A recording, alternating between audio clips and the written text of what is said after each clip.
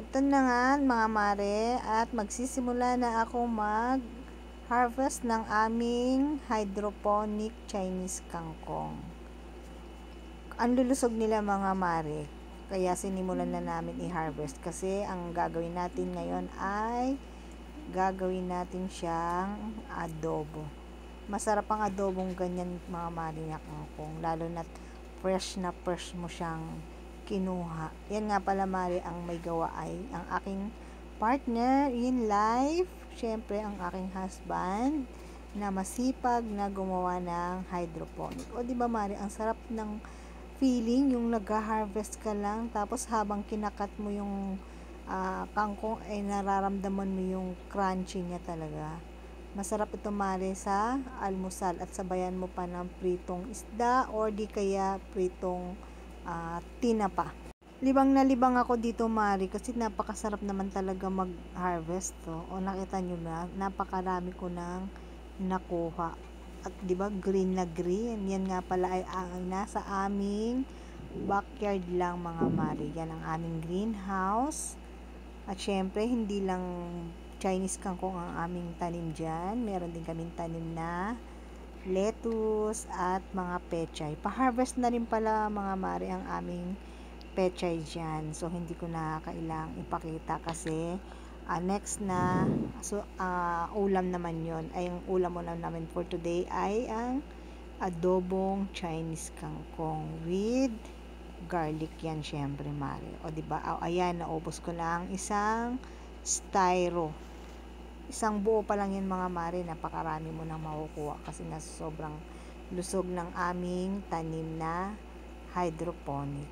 Bagong renovate nga pala yan mga mare ang aming greenhouse, at nakikita nyo naman bagong bago pa, bagong pintura din, gawa ng nasira na yan nung mga nakaraang buwan. O ayan mare, napakadami ko nang nakuha. Pero kapag yan ay naluto mo na, syempre iimpis na yan. O, di ba green na green at ang lulusog. Ito na nga marit, sinimulan ko ng himayin. Binukod ko na yung tangkay sa dahon. Ang una kong ginigisa dyan mga mari ay yung tangkay muna. Kasi mas tagal siyang maluto. At syempre binubukod mo na rin yung dahon sa tangkay. O, di ba mara? Pakiramdam ko mali, napakasarap talaga nitong gulay na to. At ayan no, ang lutong talaga niyan.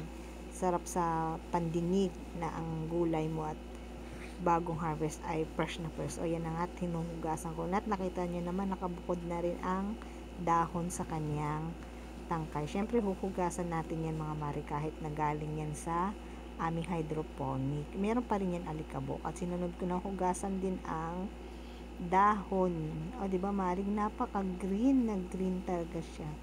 At ang dami. Ito na nga, at inanlawan ko na lang maigi. Hindi naman natin kailangan hugas na hugas yan dahil sarili naman natin yang tanim. O, abangan yung mga mari kung paano ko siya ginisa. O, ayan na nga. At inuna kong igisa ang tangkay. Meron na yung timpla mari. Hindi ko na masyadong pinakita sa inyo. Baka maabala pa kayo. Ito na, ginisa ko na siya sa sibuyas at bawang, at ang gulay na yan ay meron na siyang timplang tinimplahan ko na yan mari ng oyster sauce, paminta, syempre toyo at asin. Syempre kung walang hindi adobo yan kung walang toyo. Ayan na nga mari, punong-puno ang aking kawali. Akala mo naman isang barangay yan, pero wag ka mari, pag naluto na yan halos gaplato na lang yan. O ayan na nga, unti-unti ko na siyang hinahalo. Dahan-dahan lang kasi aapaw yan sa kawali. At syempre pautal-utal pa tayo mga mari. O ayan na nga mari, sobrang luto na, diba? Nakita nyo na kung anong dami niya kanina, siya namang unti ngayon. Pang 2 tao na lang ang kinalabasan yung aking na-harvest na kangkong. Nakita nyo, at green pa at mukha pang crunchy. At eto na nga mare, ang aking adobong kangkong na may garlic, fried garlic. God bless and ingat po tayong lahat.